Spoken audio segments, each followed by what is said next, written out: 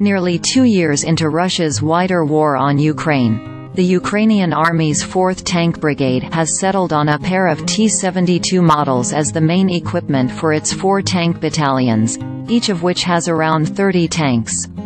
Some of the battalions have T-72 AMTs, T-72 as from the late 1970s that Ukraine extensively upgraded in the 1990s.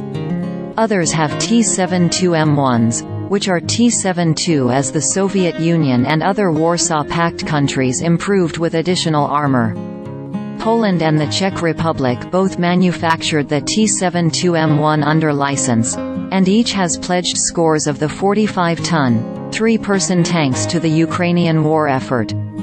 Altogether, Ukraine has gotten, or soon should get, more than 400 T-72s of all models from its foreign allies. But that doesn't mean the Ukrainian armed forces have enough T-72s. As losses of the best Western-style tanks, Leopard 2s, especially, pile up, it's looking increasingly likely that Kyiv will need hundreds more T-72s to replace the 500 or so tanks it has lost while also equipping new brigades. Which helps to explain why the 4th Tank Brigade went to extraordinary lengths to kludge together a unique T-72 from the wreckage of no fewer than 3 different tank models. This Frankenstein's monster of a tank underscores Ukraine's escalating tank crisis. In addition to receiving hundreds of T-72s from its allies, Ukraine also has captured from Russia hundreds of T-72s as well as hundreds of T-90s, T-80s and T-62s. Many of these tanks took damage before their crews abandoned them or died inside of them. Never ones to waste a vehicle.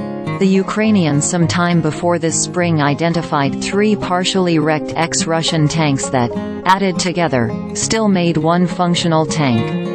AT-72B1 had a working turret but a damaged hull.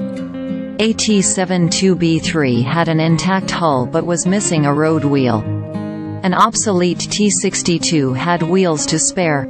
Technicians combined the wrecks, and produced a one-off tank with the turret of AT-72B1, the hull of AT-72B3 and a single T-62 road wheel. This Frankentank appeared on the front line in March, and again this month with the 4th Tank Brigade, which has split its battalions between southern and eastern Ukraine. The Frankentank in essence is AT-72B1 with that variant's aging fire controls and 2A46M 125mm main gun, but with a B3's uprated 860 horsepower diesel engine in place of the B1's less powerful 780 horsepower diesel.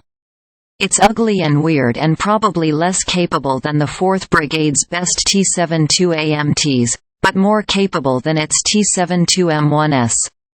In any event, the awkward Frankentank speaks to Ukraine's desperate need for more and better armored fighting vehicles as the wider war grinds toward its 3rd year.